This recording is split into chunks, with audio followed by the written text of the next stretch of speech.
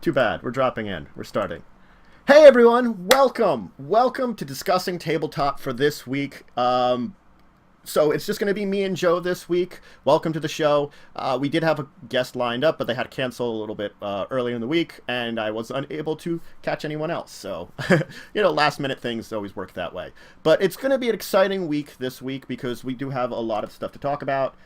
If people think I'm too dark in the shade or something, I could always put on the light in this room, but it doesn't look bad with the computer. I just got the glowy glasses. You got reflecty glasses. Yes. Reflecty glasses. But anyway, so first off, we are going to handle discussing of unearthed arcana from D&D. They do have one for their new season, which is going to come out at early points in each month. And it's a bunch of subclasses revisited, famous ones people liked. Then, of course, we're going to have Ice. We're going to talk about that new RPG. It's a mythic post-historic RPG. That's an interesting way of describing it. Then we have Tales from the Loop, a 80s universe teenage role-playing game. I'm going to talk about the reprint of SLA Industries, which is coming out. And, of course, we're going to end up with the Kharnage card game. So it's going to be a relatively exciting week. Hopefully everybody will enjoy us talking about all these interesting topics. Anyway, so why don't we dive right into it? Of course, let's start out with Dungeons & Dragons. They were visiting a bunch of subclasses. Well, before that, I want to make one point. Okay, sure, go ahead. Since we normally start with Magic and we're not doing it this week, I got my first pack of a Monkette. Uh-huh. And I got Snake Monkey. You mean Snake Cat? Or Snake Cat. I'm sorry, my brain's dead today. Snake Cat, yes. You got Sir Papard. Yes, I got Sir Papard. Everybody loves Sir Papard. So I just had to make that point that I got Sir Papard and you got one of the gods. Well, I got like 4 packs because I got the Planeswalkers decks, and they come with 2 packs each. So I had a much better chance of something. I got some other stuff too, but it wasn't Sir Papard. Yes, but I think after all the ridiculous stuff with cats and stuff that I had to mention that. It adds into our entire discussions that we always have here. The craziness of it all, you know? I don't know what you're talking about. We're not crazy here. Oh, just a little madness. Madness, I say! Nothing wrong with a little madness. Mm-hmm. Well, I mean, there could be. Anyway, why don't we, though, dive into what we want to talk about for the topics for this week. Of course, as we were saying, I wanted to talk about the revised subclasses. Because it's 5 subclasses that have been previously printed, and they took our suggestions. Any of you who filled out any of their surveys or anything, they went in, did some tweaking. The thing is, like, I never played any of these to know them so directly. Yeah, and I didn't get a chance to really go back and look at them because there weren't. If it was like a direct, here is a bunch of things. These are from the same thing, but I didn't get a chance to go back and pull up each individual one and be like, okay, what are the differences? Yeah, I think that's the big thing about it is it's hard to tell, like, what are the difference? Yep. And the thing is, with their last thing, they did give us some information. Like, the Forge domain for Clerics was the most popular thing they had, while the Sharpshooter subclass for Fighter was the least. And that's an interesting kind of thing there. I think we talked about that one. We might have. That was just sort of like, blah.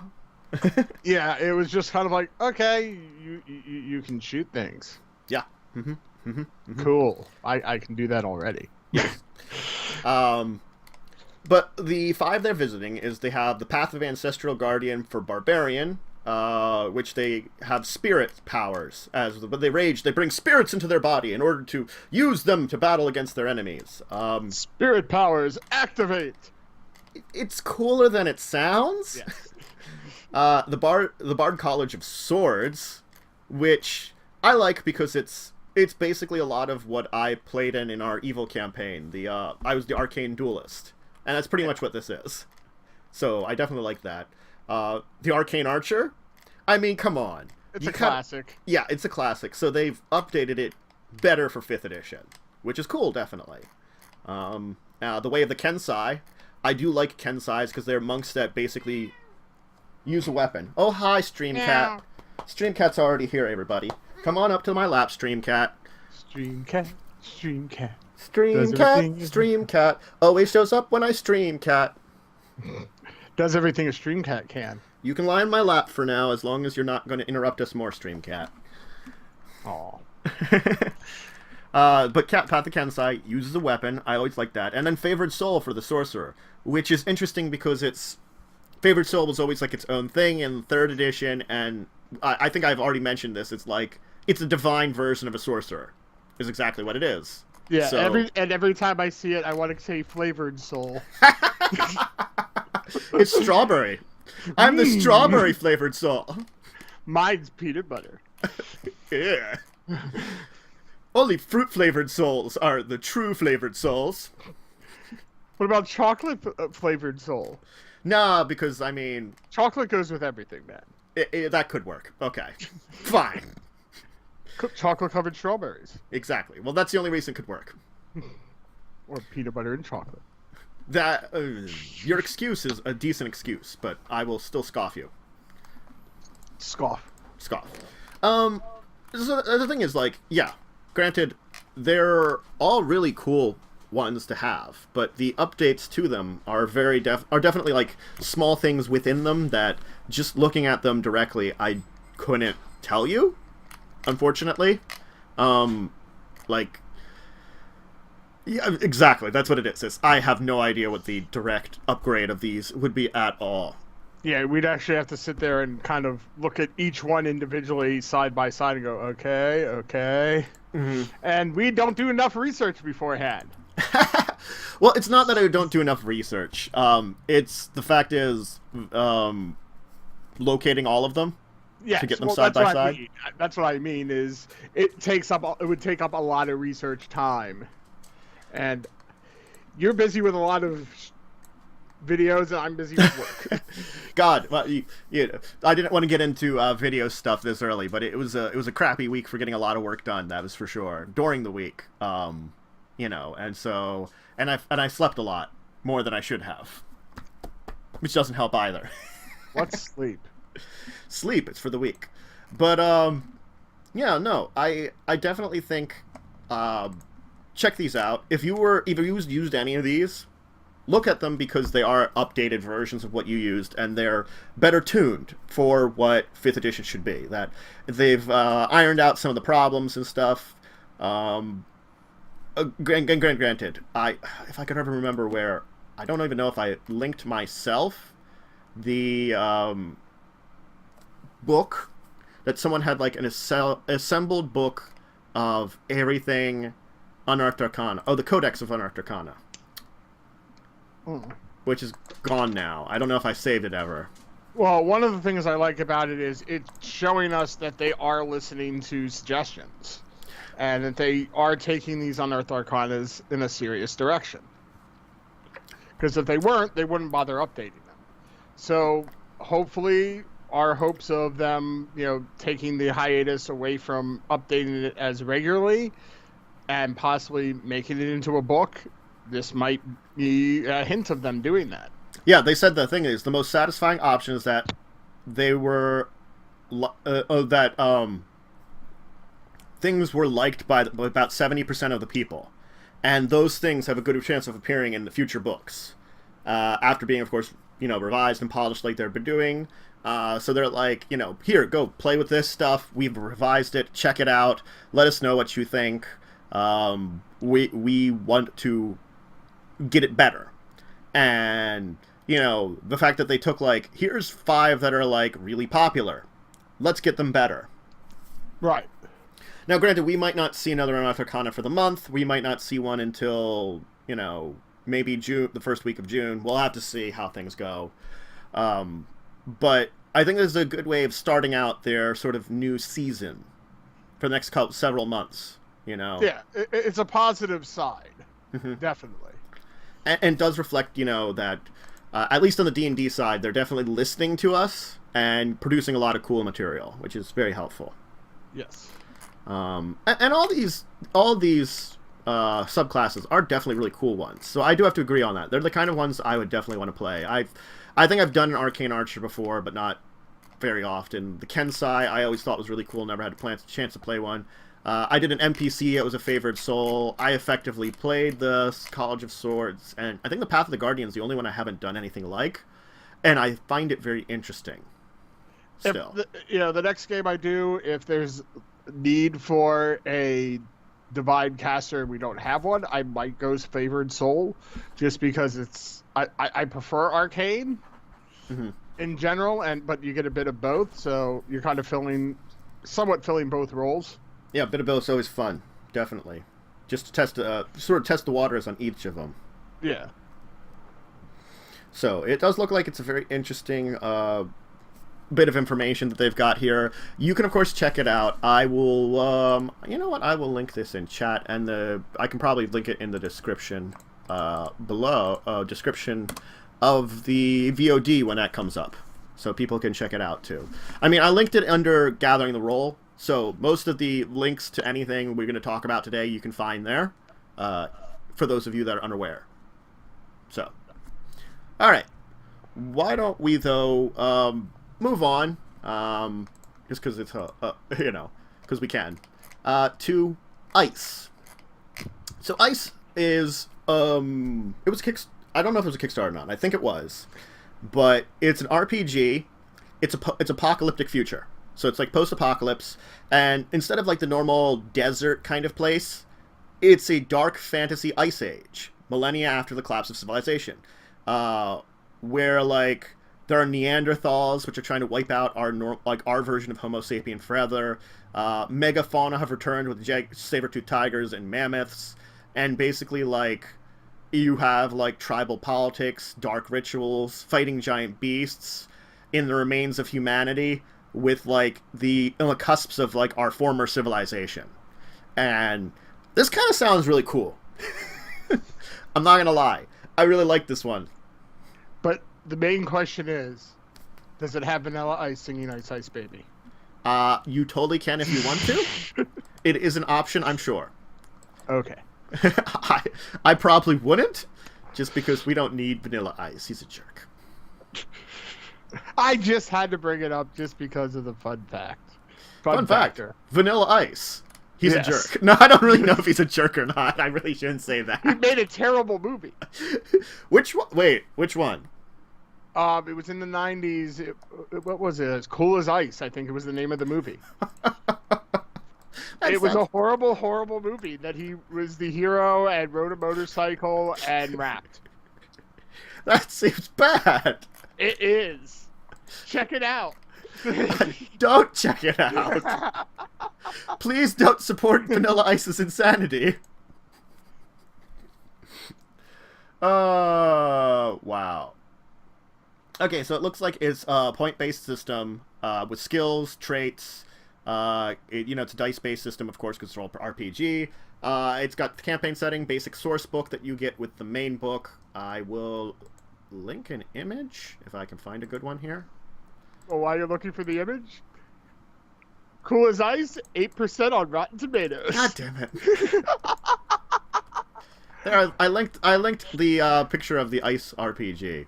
At least the cover. You can check it out. God. Yes, I know. I'm taking us off the rails, but I had to. You know, we go off the rails so much time, so it's okay. It's not the worst that could have happened to us. At least I didn't link it. That's for the best. Just if I hadn't given you control as a moderator, I would have been like, ban, Con. You wouldn't do that to me. You need me. Ha ha ha ha ha. I don't actually need you, but I mean, you're the co-host, and sort of we've established that. And anyway, it's $10, so you know. Now, it is important to note, though, which is very important to note, it's a Fate game, so you need the Fate core information to run it. Which I only know a little bit about the Fate RPG, the Fate system. So that's like a tricky thing. It's a newer one. what games use Fate off the top of my head? I don't know. I don't know either. So you do require a little bit else to do it.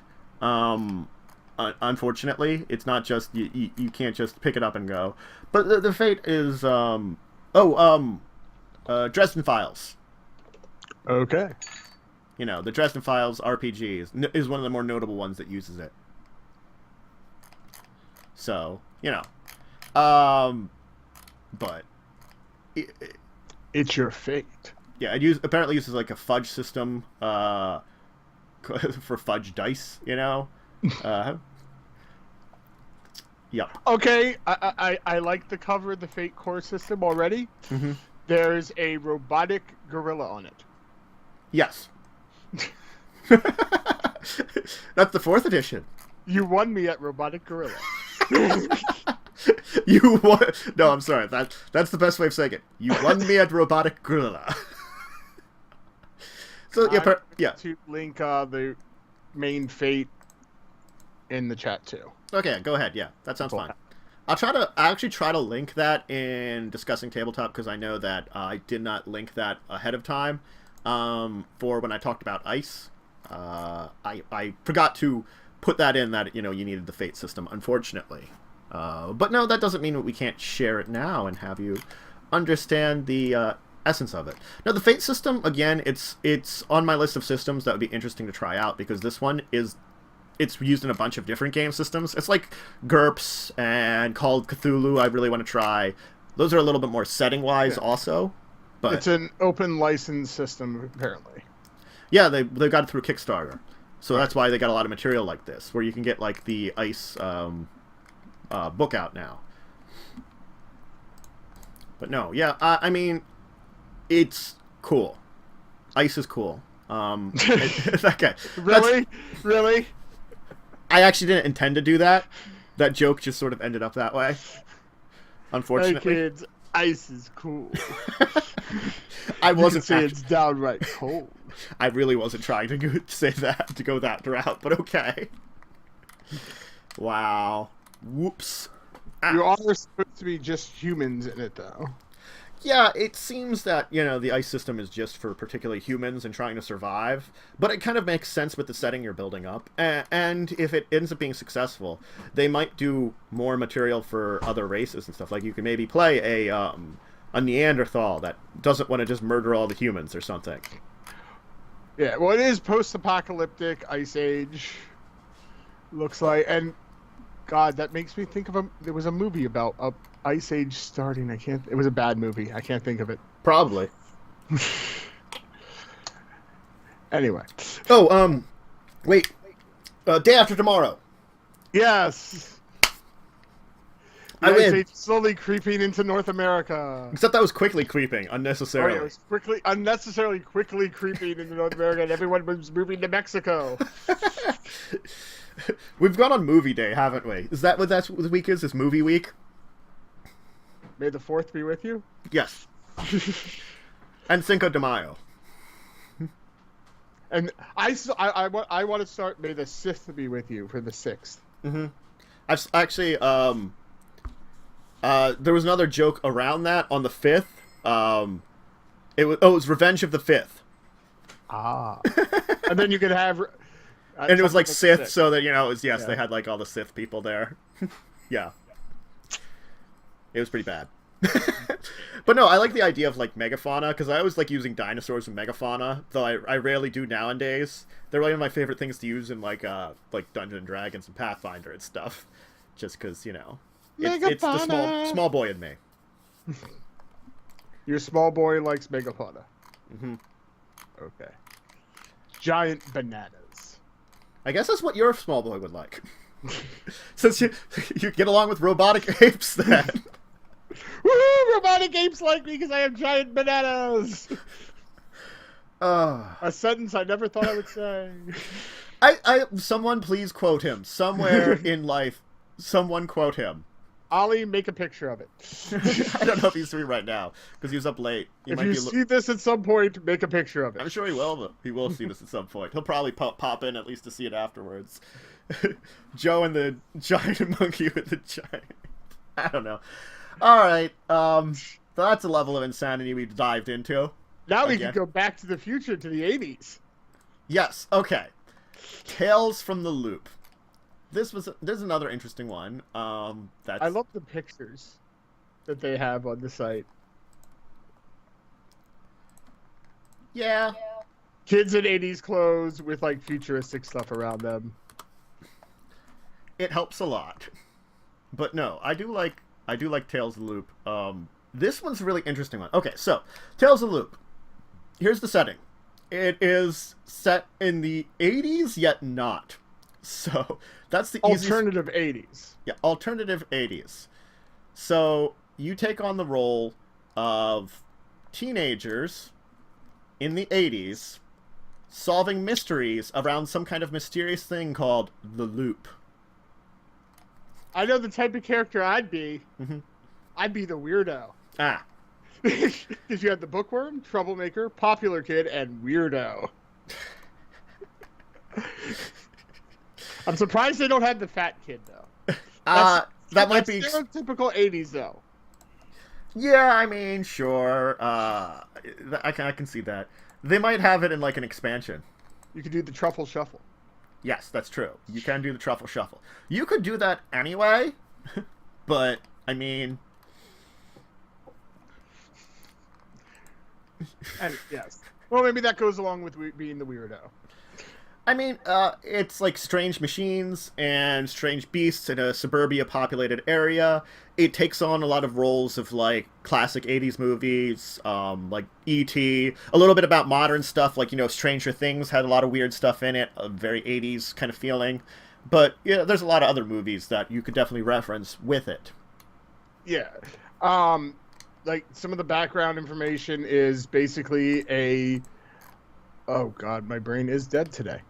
Mm-hmm. A large particle accelerator was created in Sweden in 1954. Yes. And it was completed in 1969. Ooh. And they called it the Loop. Yes. If you put your ear to the ground, you can hear the heartbeat of the loop, the purr of the graviton. It technically takes place in Sweden. Yes. I like that too, that you're in Sweden. So you can have some Swedish meatballs while being the weirdo. Yes, that's true. And, the character options are sort of normal. You have skills, items, but then you have prides, problems, and relationships. So I feel like this is a lot more role-playing aspect rather than a lot of dice rolls. But you probably still have some. You do have dice rolls based on your attributes. I did say that at some point. Yeah, but they actually have two settings, though. They have that Swedish on the Morellan Islands and Boulder City, Nevada, because maybe you want to play in Boulder City, Nevada.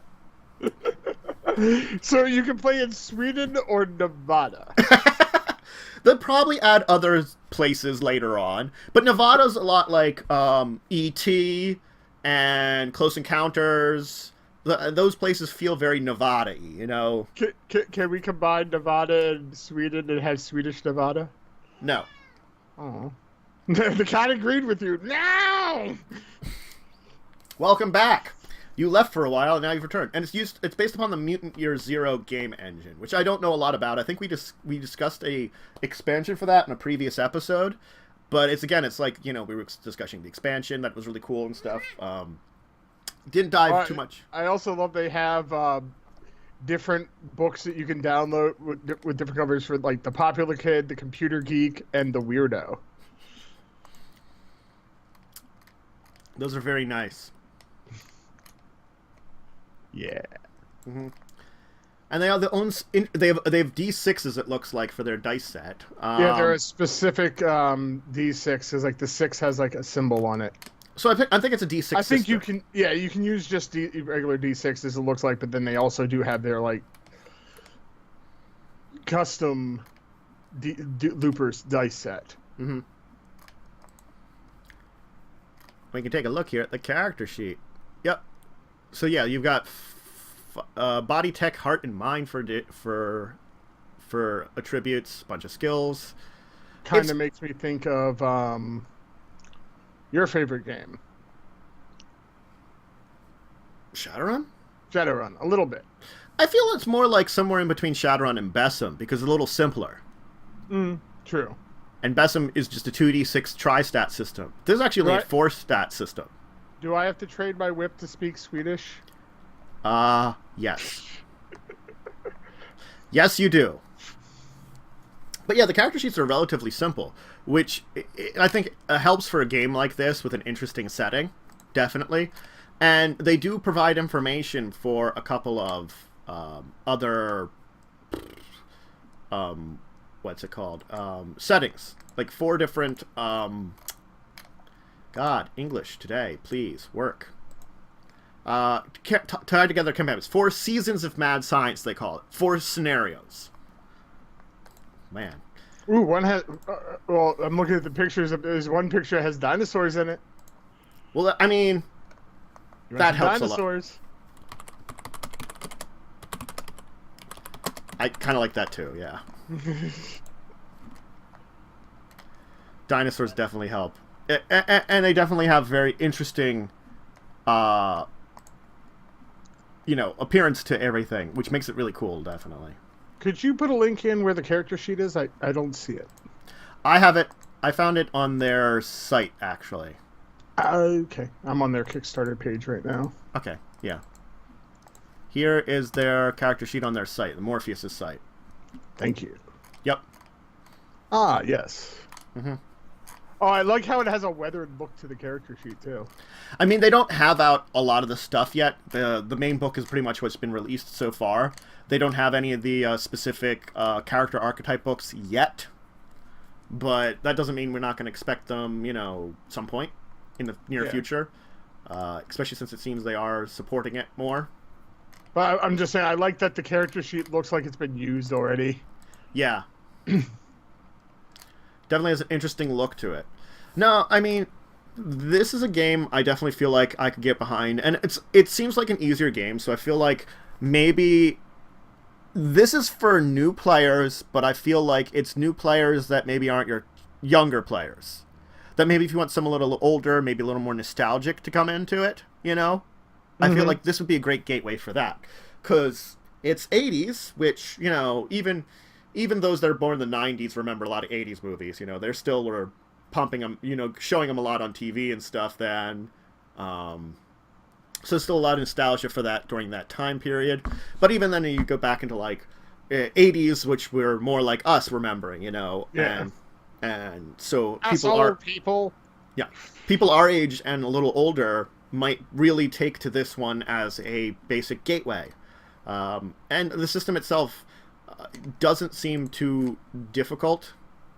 So, just reading up on it a little bit from the Mutant Year Zero sort of information. So I don't know if it's another one that you need the... it says it uses the Mutant Year Zero game engine, so I don't think you actually need the book for it, the Mutant Year Zero book for it. But if you've already played Mutant Year Zero, which is another time entirely, you'd be good to go on this one, so to say. You'd at least know it. And the fact is, it's pretty popular. I think the physical copy is right now sold out. So that says something. And I'm looking at the other stuff they've made. A lot of it is Octung Cthulhu.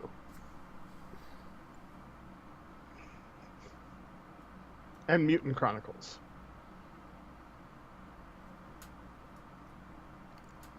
Other stuff done by Morpheus Entertainment. Yeah, Morpheus has a good selection. I think we've talked about some of it, too. Yeah, I think we might have mentioned even Mutant Chronicles before. I'm not sure. And Sabarim we talked about. Mindjammer. We don't know if we managed. I don't think we have talked about it, but I'm just saying that's another thing they do. And I think they've got the current Conan system that we talked about. Yeah, they have a Conan adventure. Yeah, that's the one we talked about. Yep, so we've talked about at least 3 other systems. Cool. So they definitely are an interesting company. We did talk about Fragged Empire a little bit, because remember the other... I think the other week was Exploding Barrels, I believe, was for Fragged Empire, it might have been? Yes, I believe so. But Tales from the Loop is their newest one that's out. And I think these guys are doing really great for a lot of interesting RPG systems. So, I mean... British company, because it's the pound that you buy stuff from their site from. Yeah. It's definitely an entertaining one. And as I was saying, if you have some people that you want to introduce to role playing, and they're maybe your age and you never got them into it, try this out. Try this one out, because it's got that nostalgia bomb. It's got a little bit of that movie bomb. It's probably going to have a lot of actual role playing. Still got some dice rolls, but it definitely does have that core of some role playing that you could dive into, and I think it would work out pretty well. I think it's a good one. So I definitely recommend checking that out. Anyway, why don't we move on from there, though, and go to our next topic, of course. I do want to talk about SLA Industries. So SLA Industries is actually a role-playing game that's been out for a while. It came out, it was first published in 93. So that tells you how long ago it was actually published. It didn't really have a lot of stuff. Like 2003 to 2011, there was some new material for it from a company that has, but pretty much after that, it disappeared. That's until today. Basically, the company that has it is reprinted an updated version of the original book. So this is, unfortunately, like if you're really looking for it, this is not a new book. It's basically they're bringing back into productions the basic core RPG book with from what I've read, basically it's updated a little bit. So it's rebuilt with some new. It's a remaster. That's a good way of saying it. It's a remaster. Yes. Mm-hmm. And SLA Industries is basically a fictional corporation run by a mysterious immortal creature called Mr. Slayer. It's a corporation headquartered in Mort City, basically a larging sprawl in Eurasia, surrounded by urban rumors of the cannibal sector. It's all located on a vast planet stripped of its natural resources. They controlled an undivided but vast number of planets. So players take the role of freelance employees in SLA Industries called operatives, living in Mort series, taking on odd jobs assigned to them by the corporations. Keeping peace, chasing serial killers, hunting monsters in the sewers, quashing riots, foiling terrorist plots, silencing dissenters. So I like this one because a lot of times when they take on like corporate idealism, like as like a corporate themes, like mega corporations and stuff like that, they normally put them out as they're the bad guy and you're the people opposing them. You're working for him in this one. I like that. It's a little different. Yeah. And this one apparently was pretty popular and has had some popularity. But the fact is, it just wasn't getting, it wasn't being printed because it's from 93. And even with the materials that was supporting it after that, it just, the main books, they stopped printing them. So now that they're bringing them back into print, that's actually kind of cool. That if you hadn't had a chance to check it out before, you can get it now. And if you try to get it from the site, they do technically sell it together with 2 of their D10s. Because they've got these like cool skull D10s.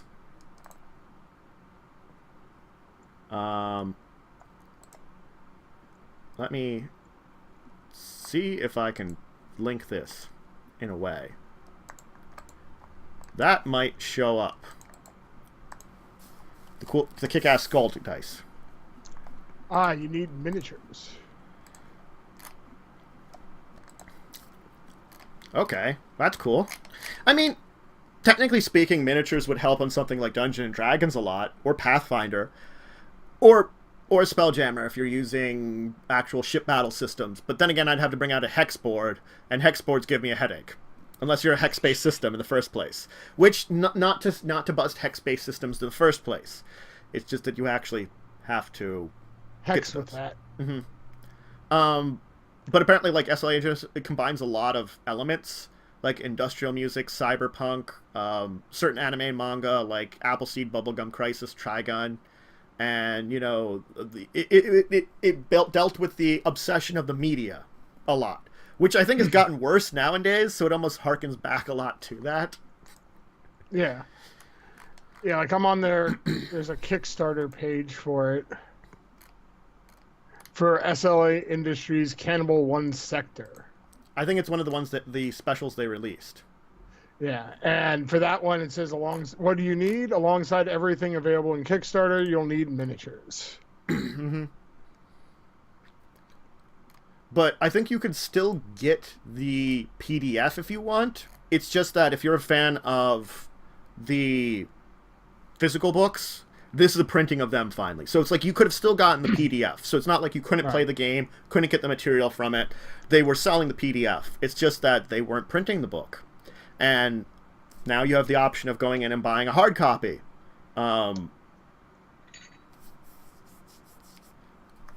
So, and they do warn, like, the PDF that they had for sale was based on the older book. So now it's probably going to be hopefully based on the updated book. They're going to update it soon. I haven't seen I don't see them with the information on their site having updated it yet. But, you know, we can hope. Yeah, for $20 you get the book. For $25 on their Kickstarter, you'll receive a hardback copy of the book and one skirmish game rules, a copy of the PDF of the rule book, plus a faction deck of your chosen faction. Is that the specific, like, the cannibalism thing one? Yeah, that's the Cannibal Sector one. So, you know, just if you're listening, warning, that's not the main game. That's not the main game. And I think that's already done. The campaign ended a while ago, but it was successful. No, you can still pre-order stuff. That's what it is. Okay. Yeah, it ended last year. Yep. Mm-hmm. I'm a little behind there. It's okay. It's okay. That's what I'm here for, to make sure we're both on target. They do have a D20 with the skull symbol too. That's kind of cool, also. So I'm wondering what kind of. I'm wondering like all the overall kind of dice system it's going to have if they have both of them. Then. Yeah, they have faction D10s you can buy, and then they also have it's a ratings tracker D20. Yeah, they describe this as actually urban horror. Is a good way of is the way that they do tend to describe SLA Industries, which is an interesting take on it, because it's what you're operatives for a corporation dealing with a lot of horrible things like monsters in the sewers, serial killers, dealing with terrorists, dissenters that maybe you have to do horrible things to convince to get back in line. So it's sort of like it's an urban horror that maybe the monsters that you're hunting aren't the only monsters. You might be some too, and I like that a lot. I'm a monster. Yes. Though it sounds like with a lot of the other information they provide, you can sort of go into different parts of the entire society. You know, because it's, again, truth versus deception, conflict versus political subversion, style versus horror, television versus insanity. So. Yeah. I think that takes us up to Kharnage. Yeah, so let's head into Kharnage. That's fine. But anyway, yes, you can get the new printed edition of SLE Industries now, if you want to. You can go check it out. It's definitely, I guess since it would be over 20 years old, it's a classic RPG. It's a classic.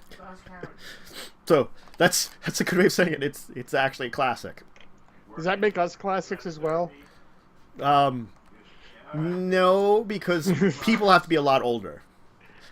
RPGs not so much, since Dungeons and Dragons is only like what, like it's not. Is it 50 yet? I don't think so. I don't know when the first D&D came out. 60s? Yeah, 60s. But I don't know when in the 60s. I'll check. 74. Oh, okay, I was wrong. Yeah, so it's only a little over 40 years old, and that's the true classic. And like I guess there might have been older role-playing game systems, but never really caught on until Dungeons and Dragons. This time they found one polyp, which they took away, you know. Yes. So. But he says it's benign. It wasn't a cancerous thing. So. Can you hear folks in the background? Yes, I can. Is it loud? I can hear your dad very clearly. Like, Pa. can you talk on the porch a little bit? You're being overheard. It's okay, but I know, and I went 17, so he can't hear it all. No. So we get we get to enjoy his talk about his stuff. Well, we just need to continue talking, and we won't hear him as much. We'll drown him out. Exactly. All right, so let's talk about Kharnage. Kharnage. Spelled with a K. Yeah. Kharnage, spelled with a K. Because spelling it with a K is cooler than spelling it without a K. Which is cool. I mean, he's a good guy. What is it? Carnage Hellvirgen? Carnage the card game. No, yeah, but... Or am I on the wrong thing? Oh, yeah, that's for sure. Well, actually, those two are Let big, me link to it for you, and then you can see if you're on the right thing. It is with a K, the one I'm looking at. That's the one. It's board gamey. Okay, I'm glad. Yeah, that's the one I'm looking at. If you look under Carnage on the box, it has something else it says. Hell Yarg. Oh, Hell Yarg. That's what I was trying to read. Oh. Hell Yarg. Hell Yarg. It looked like a V, and the ends looked like an H when it was in small print there. So I'm like, Hell Virgen? All right. So, yeah, here's the basic setting of it, is that you've got an army in front of you. Every player's got an army, and they've been seemingly battling forever against all their enemies. And your hatred of them is never ending. Oh, you got to defeat them. And all of a sudden, there's this hill there. And you don't know why you want that hill. There's no great reason that you want that hill. But casualties be damned, you're going to conquer that hill. Who doesn't want a good hill? Yes. So it's up to 3 players take on the role of fantasy armies battling for dominance of a tiny hill. A tiny hill. Not even a big hill. Just a tiny little hill. It's just an insignificant one. You earn... the goal is to do cause as much damage as possible, earning Kharnage tokens, destroying your enemy's units. You slam into the enemy's lines. You use strategy in the rounds with the cards you have available. Looks like you have humans, dwarves, orcs, and goblins. Every faction has 2 stride cards. From the dwarves, for example... they say dwarfs and goblins, it seems, are 2 examples. Yeah, but it says it includes 4 armies, humans with witches and sorcerers, the strong, proud dwarves, the orcs and their giant, and the cunning and countless goblins. You get 137 army cards, the cannon fodder of your army. Ooh. 5 chiefs. Goblins have 2 chiefs. They cheat before the beginning of the game. Oh, but apparently, every time a player destroys an enemy's army, they must yell, "Carnage!" loud and clear, and stomp at the table. Carnage! Carnage! And the other players must cheer them on by going, "Yeah!"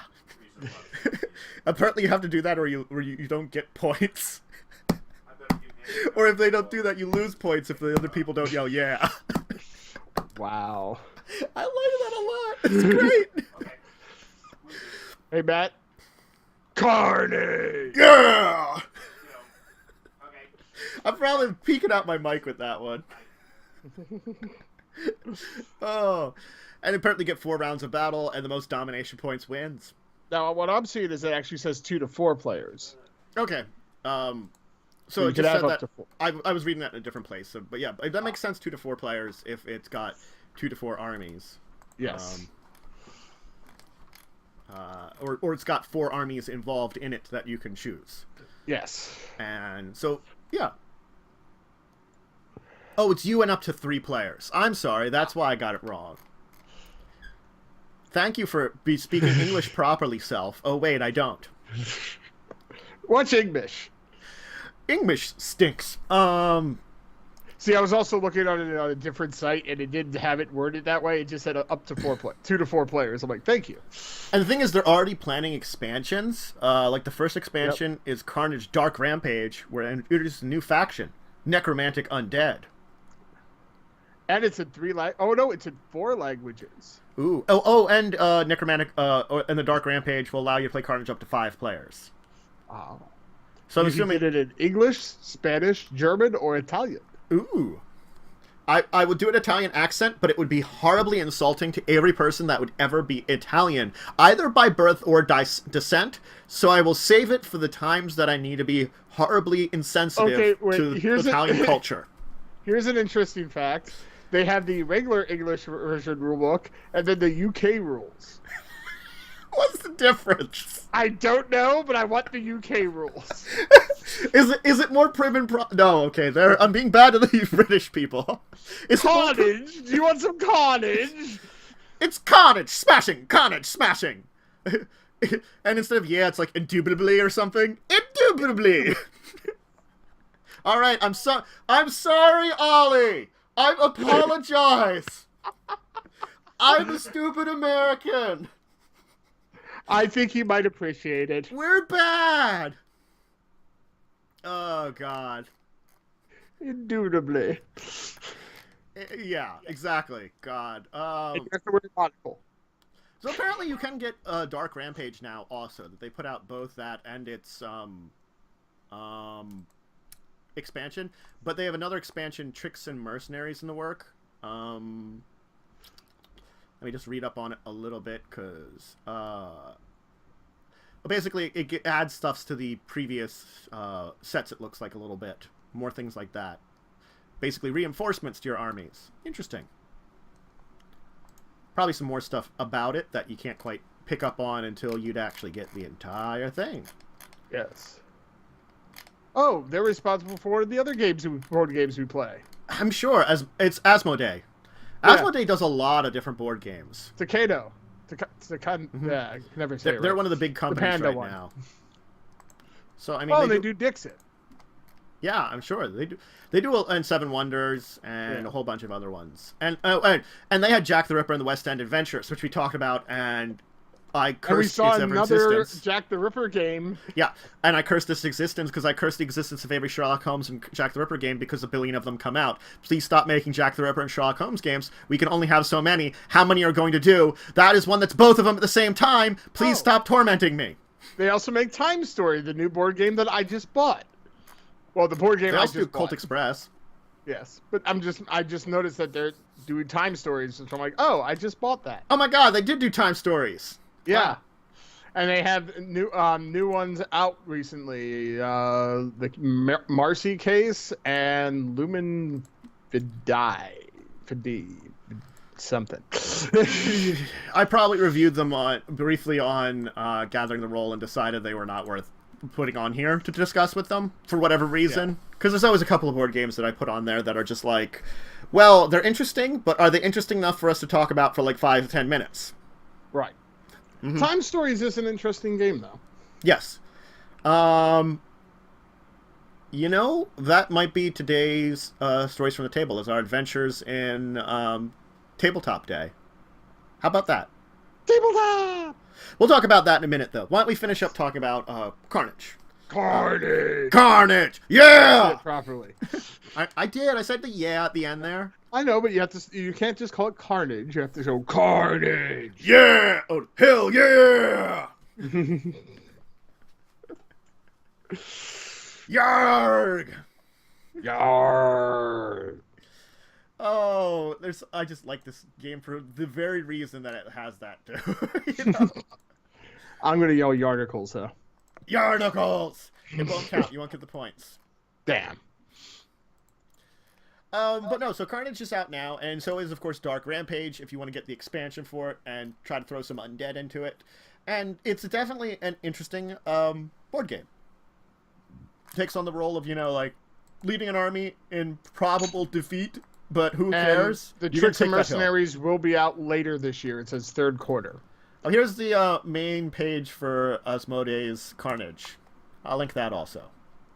I've been linking everything today. I've been on top of my game. Look at me go.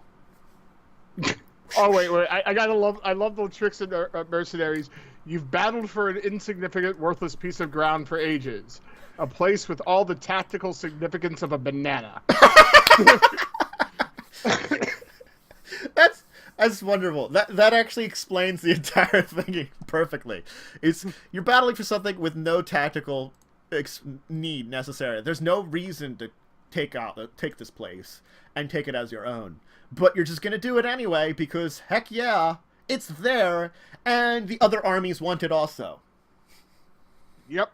It's like, we all want this hill. That doesn't really matter. It's the fact you want to murder each other, really, more than anything. Yeah.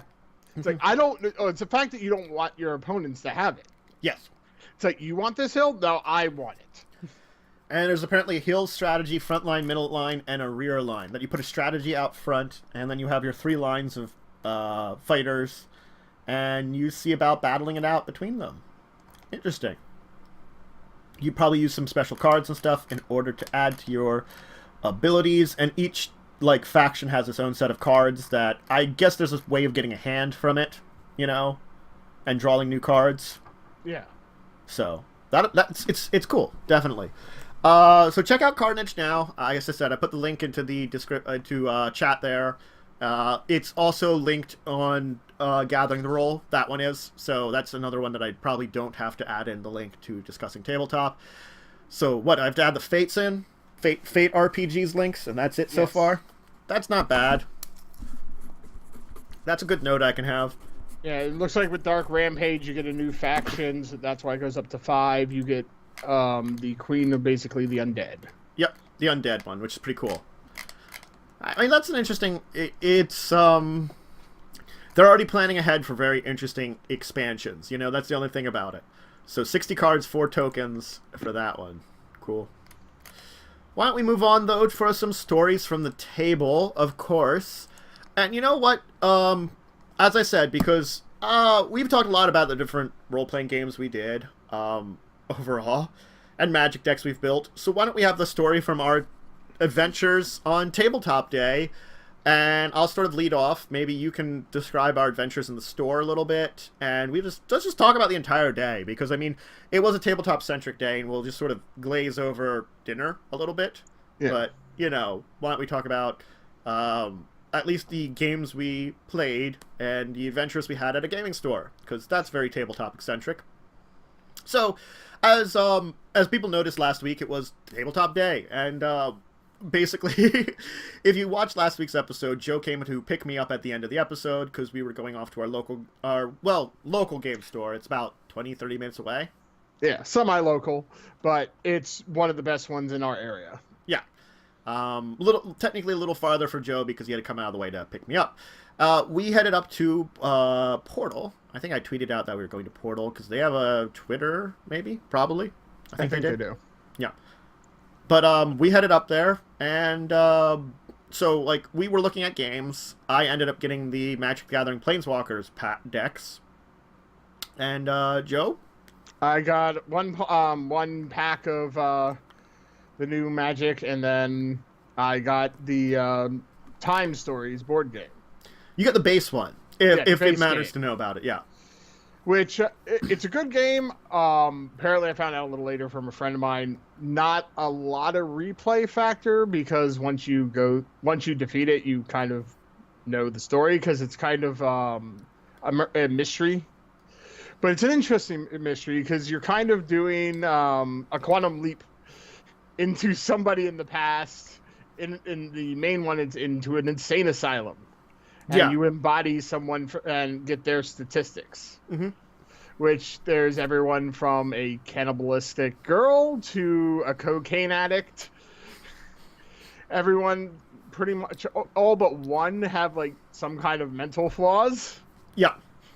But all but one get an advantage and a disadvantage.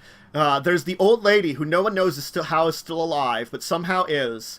And is so cranky and annoying that they put her here to keep her out of the way of everyone, but she has no special abilities because she's just an old lady. Nope, she's just cantankerous. She's just cantankerous. You search rooms, you follow trails. It's your typical kind of mystery game, but if you fail, you go back to your time central place and have to redo everything in new people's bodies.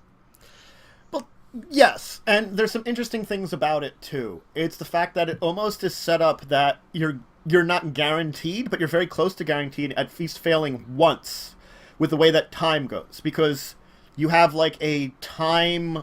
What's the best way to describe it? Currency. A time counter. Yeah, a time counter.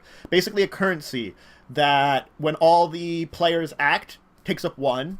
Moving in between the rooms take up a couple, which we were doing incorrectly because we weren't rolling to take up. You're supposed to roll a die that it could take up to from 1 to 3 time to move between areas. Yeah, so it encourages you to choose wisely where you're exploring, and it does seem that there was multiple routes you could take. Yes, definitely. There were some. We ran into one that was a dead end. Mm-hmm. We did like 2 of the same routes. Like, we ended up in the same place 2 different ways. Yeah. So, I mean, I think it's designed that you kind of have to play through it a couple times, at least twice.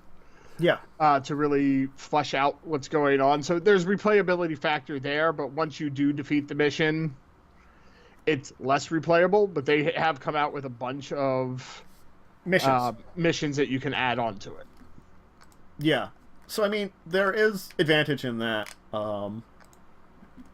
And I'm not exactly sure how many missions to come out with. We saw 3 at the store itself. It looks like there's 5 right now. Okay. And they're $30 a piece, which, I mean, that's... The thing is, it was $60 for the game, and it's $30 for each of the missions, but it comes with a large set of cards and a lot of like extra materials. It's basically most of the material you need for the game is in each of these packs. Like, yeah. I guess there's a couple small things like some of the tokens and dice and stuff which are only in the base set. But other than that, it's all these cards which build up. Like, the maps you use are based on this pile of cards, which you're not supposed to. Just a quick correction. There's 3 expansions in store and 2 that they're coming out with. 2 of them haven't come out yet. Okay. I see here. See, the case of the Marcy case is on the boat, which means it's in they're making it right now. And same with Lumen. Yeah. They're making. So they have Under the Mask, Prophecy of the Dragon, and Expedition Endurance. Yeah. Plus the main one. So you can get 4 adventures. Lumen Fide has traveled to medieval Spain. So it's adventures in medieval Spain. That's kind of cool. And the Marcy case looks like it's maybe something with tape cassettes, I'm guessing. 60s?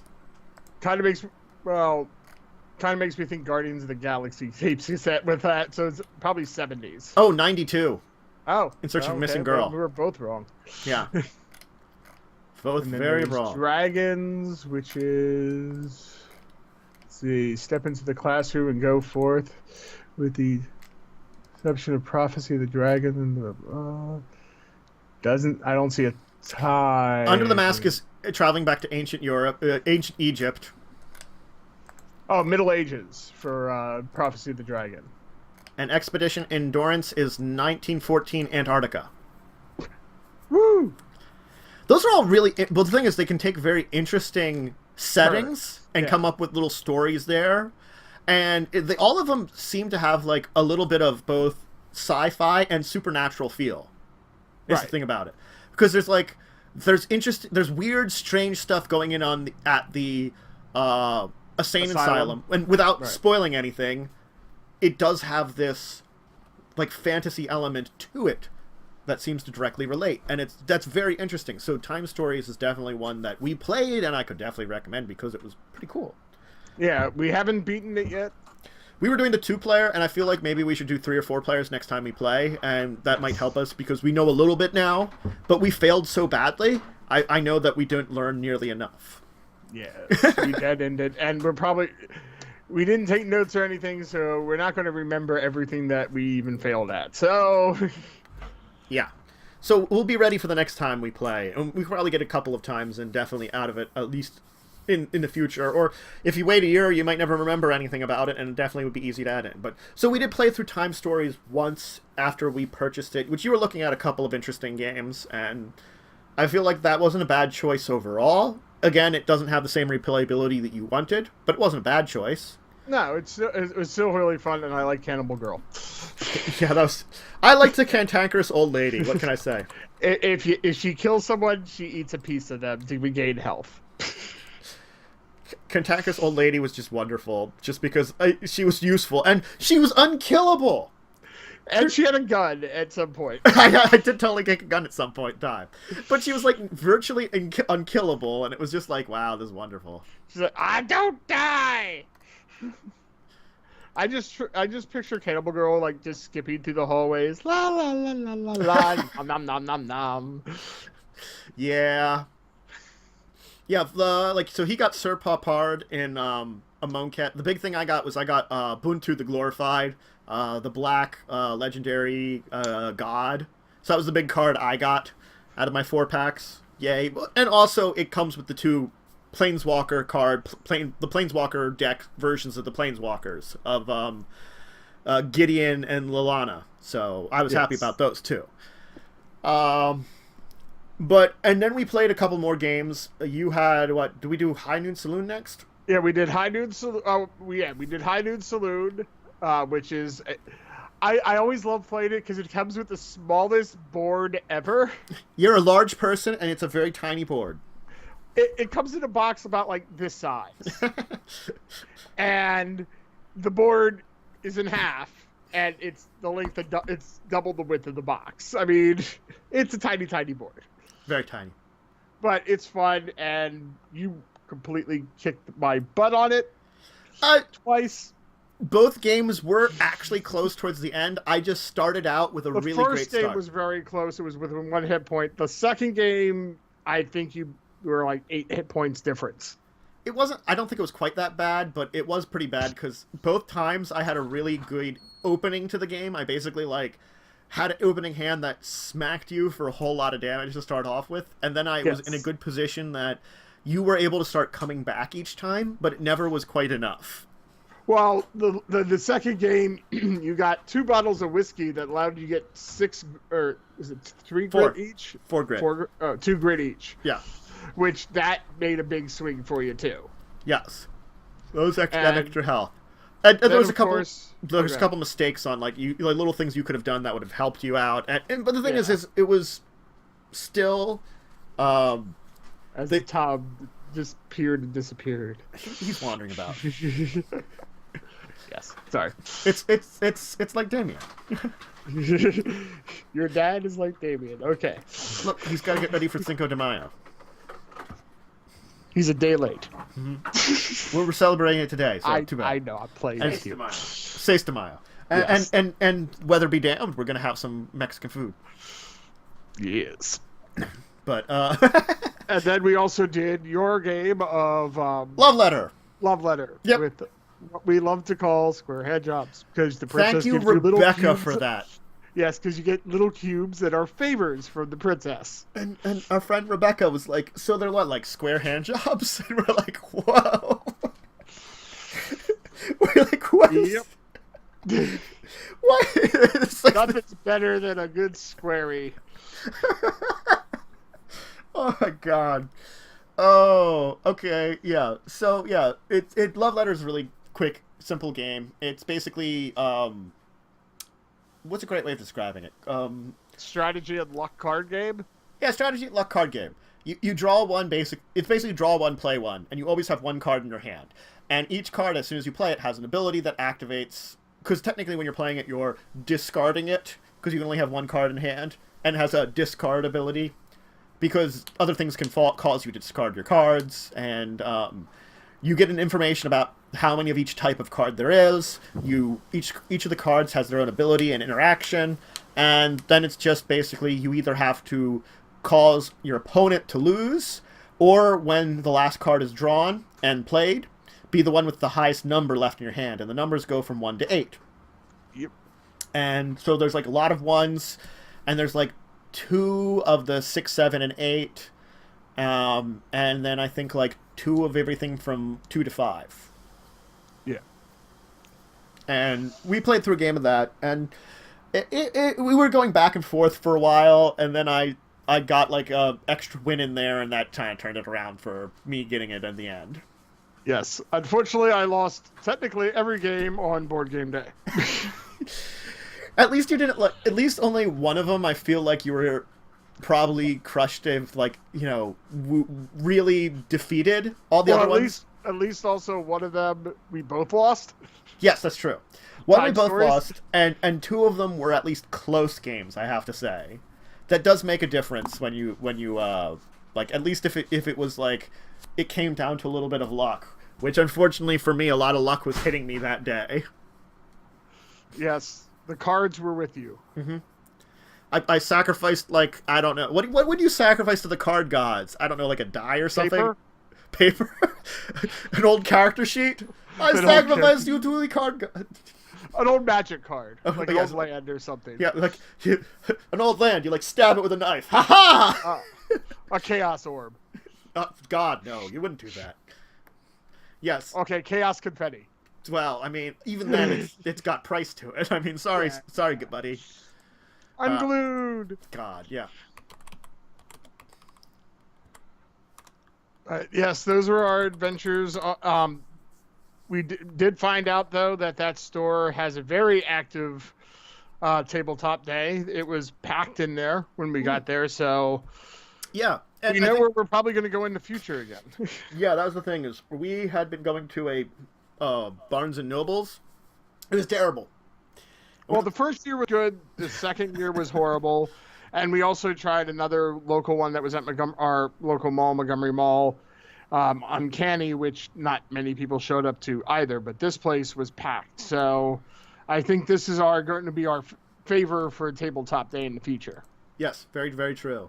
We finally found a place that's actually decent for tabletop day, and we're going to be definitely hitting it, which plus it's our favorite store to buy stuff at anyway, so this is true. It kind of works out. Yeah, that's they true. Have a huge board game section, and I love that. Yeah, a good board game section can always make things that much better. Yep, and good nearby restaurants like the one we went to. Yeah, we went to the Red Stag, good Irish pub, which was your recommendation.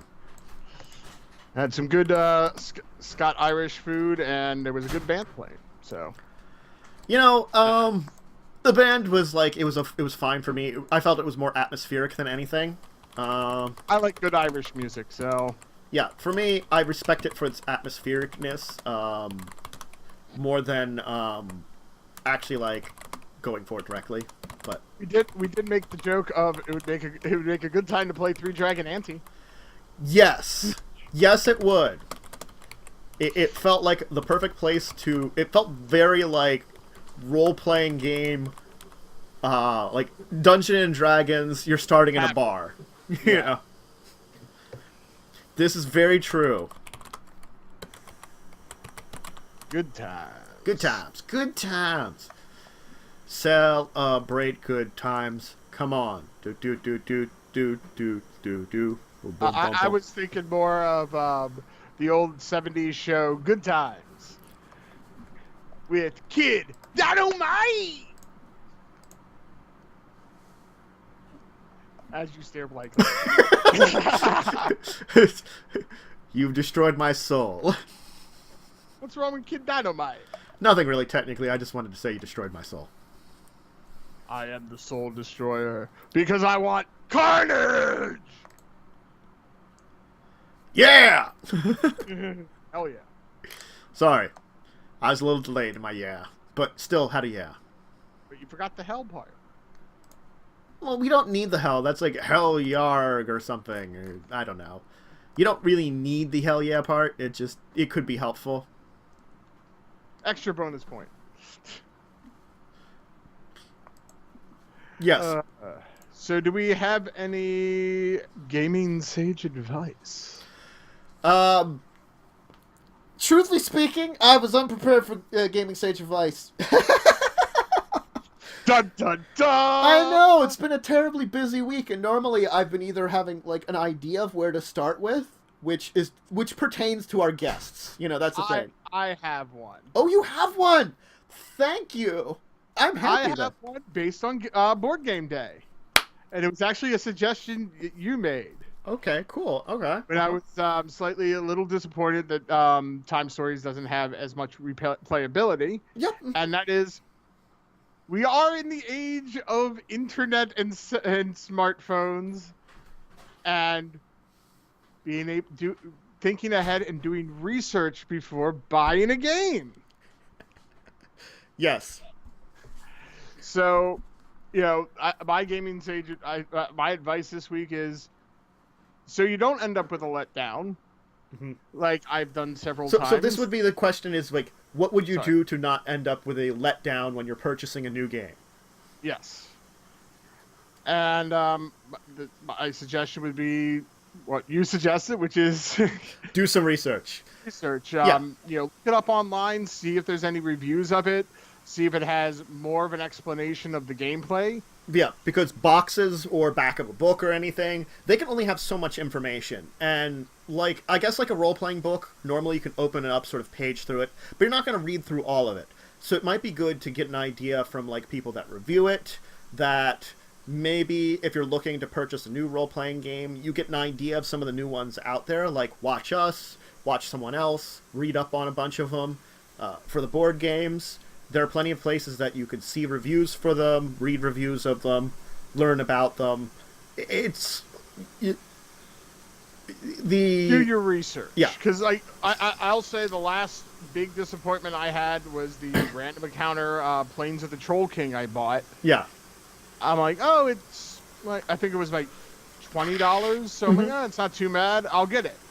And when I actually opened it up and we played through it, I'm like, this would be probably a $5 to $10 game, if at best. Yeah. I was not really impressed with it. It was not the kind of gameplay that I thought it was going to be, and I could have spent that money more wisely if I would have done my research.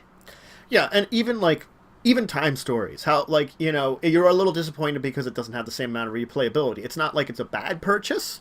It's definitely still a fun, good game, and I still would recommend it, but come in knowing that, you are going to have to get the expansions for it.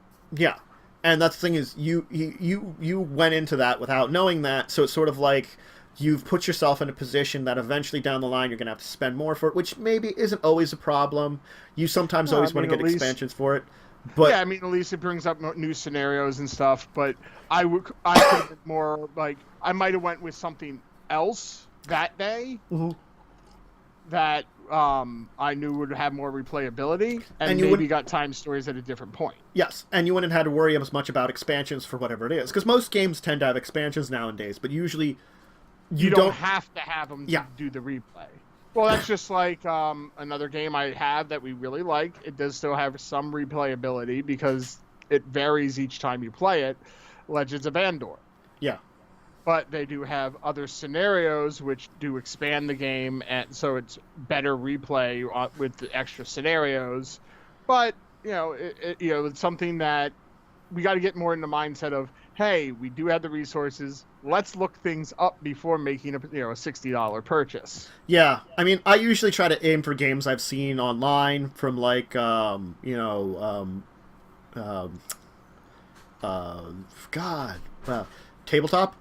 Tabletop. Yeah, yes. with Will. I was blanking out sort of on that. Wheaton. That one's usually a good source for learning about a tabletop game that's cool, but also like you also get to see how the play is. Well, that's true. The nice part about that is not only you get a good explanation of the game, but you actually see how the play is. So it's like, oh. But you can do that. But that is something I would like. But there have been other like YouTube-related shows that I've seen that have done those. Or like you can watch there's some people that do stream some board game stuff. Like I saw some people stream the game Secret Hitler, but they were using the tabletop simulator. Still, right. I got the printout version of that game. I still want to really play that game. We just haven't had a chance to do it because it's a really fun game. And it's so simple. And yes, it's got a weird premise because it's like you're in Germany trying to prevent Hitler from coming to power or trying to get him in power if you're a fascist. Depends on if you're liberal or fascist. Yes. But well, the only thing with looking at things like tabletop and stuff, you aren't going to see games most likely like time stories because that would be a big spoiler for the game because if you know what the mystery how the mystery ends, there goes the replay. But you can But you still may be able to find someone online that might be doing it, or on Twitch that might play it a little bit or something. So you can find people that will probably be right. But then, do you really want to watch something that it's going to spoil the game, though? That is also true. That's what you want to look for at the reviews for, not watch a playthrough of. Yeah, that's true.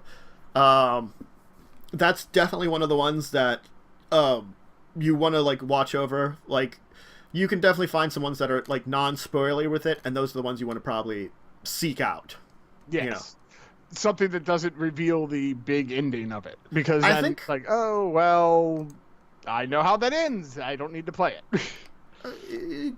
Geek and Sundry does a pretty good job of talking about board games without spoiling them. They're the ones that do tabletop. So if you want to find some kind of video on one of them, I'd look to them first.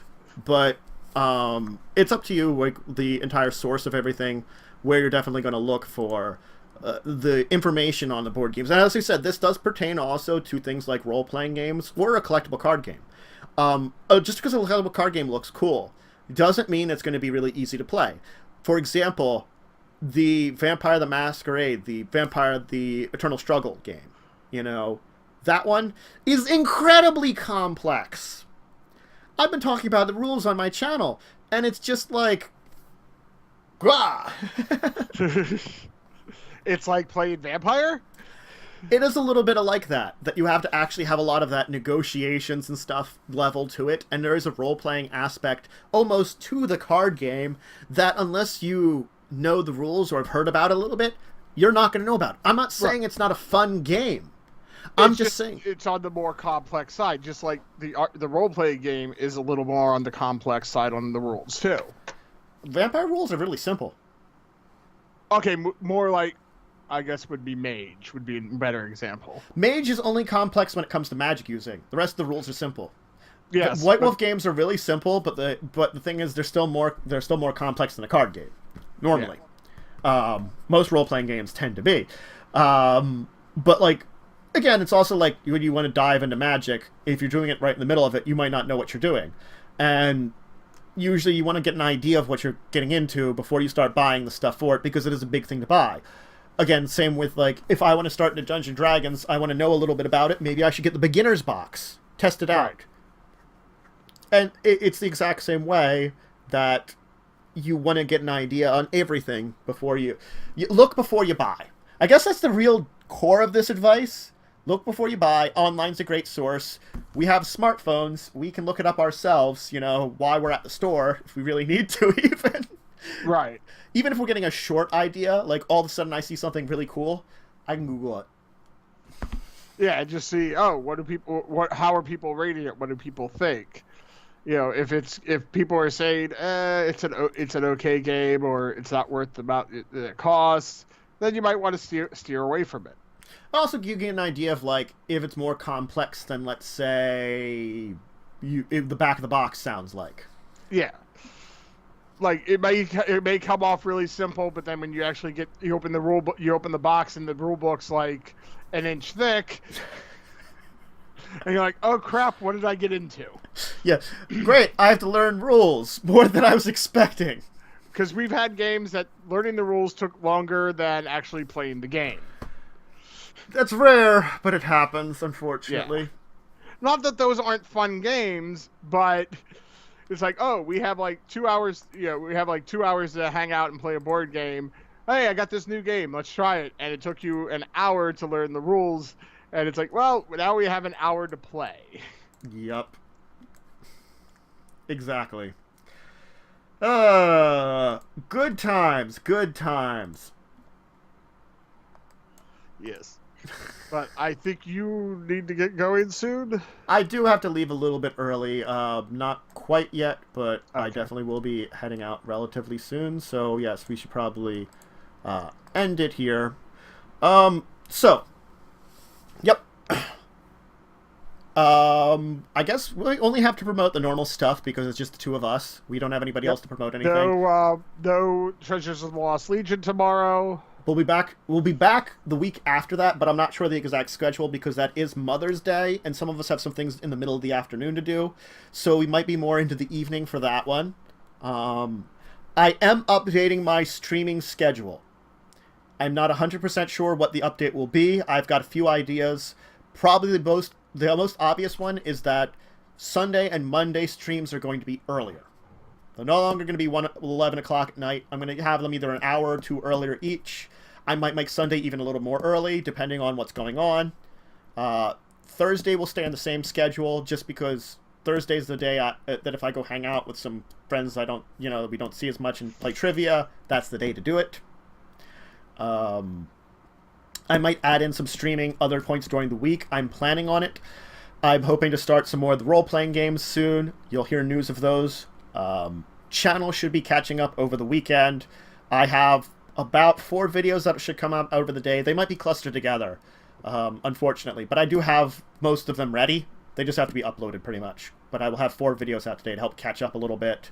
I probably won't do another Stardew till tomorrow, and then work on catching up after that for Stardew also. Uploading Stardew. Well, I think I only have like 2 more that I'm behind uploading, so that's not too bad. I'm mostly caught up on streaming VODs. I might add some extra streams just for like discussing Magic and stuff. But anyway, so channel's pretty good. I really have to have a channel update at some point in time. Just a channel update video. I haven't had one for like months. Channel updates. I know. We're getting close to 300 on this channel, and we hit 30 here on Twitch for followers. So now if we can consistently get, like, it's like 3 or 4 watching us at all times, which we're like 3 now, which we get like consistently 3.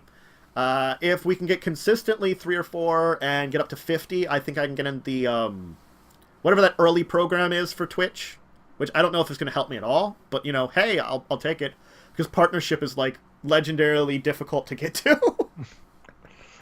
Gotcha. Yeah. Mm-hmm. But anyway, so I guess we're going to call it for this week. We do have 2 guests scheduled for next week. I've got, actually, no, 3 guests. That's right. We have a returning champion next week, Andrew from Cadwood, and a couple new guests. I have 1 on the docket for the week after that, hopefully. And I've got a couple more on the week after that, and announcements will be coming up on those, including some interesting folks that, I've managed to secure some higher-end guests for once. Yay! I'm getting some recognition from the larger people, finally. I guess we are, because it's Discussing Tabletop. I recognize you, and I'm a larger person. Hey! Now go enjoy your Sir Papard. Yes. Him and his great Poupon. Twirl mustache. Twirl mustache. Twirl mustache. Twirl mustache. I clipped my mustache the other day, so it's not twirlable. Slightly twirlable. Slightly twirlable. Got little bits at the end. Twirl, twirl, twirl. Evil villain. Evil villain. I was using some of my evil DM villainy the other day, just because I can. All right, everybody. So I hope everybody has a great weekend, great day. Next stream should be Sunday evening, though we are skipping Treasure of the Lost Legion. I will be back in the area for the evening stream. Keep appraised of the announcements. As I said, it should be a couple hours earlier than normal. I'm thinking Sunday will be at 9 o'clock, but watch. You can check on my Twitter, which the links are in my info in the bottom description, and you can check any updates for that there. Streaming schedule, then the updates will be put in the information as soon as I finish figuring out my updated streaming info. I'll put it down there, and we will be back here next week, normal time at 1 o'clock, and of course you can expect Treasure of the Lost Legion to be then back that Sunday, which we unfortunately unfortunately have a loss of a player for now, and I might recruit a new player, so you might be seeing a new intro, a new prequel to a character popping in. Maybe. We'll see. We'll see what I can arrange. Definitely will be fun. Well, happy gaming, everyone. Yes. And hopefully your May the 4th and Cinco de Mayo were great. And hopefully that's a great rest of the weekend. Bye, everybody. Bye.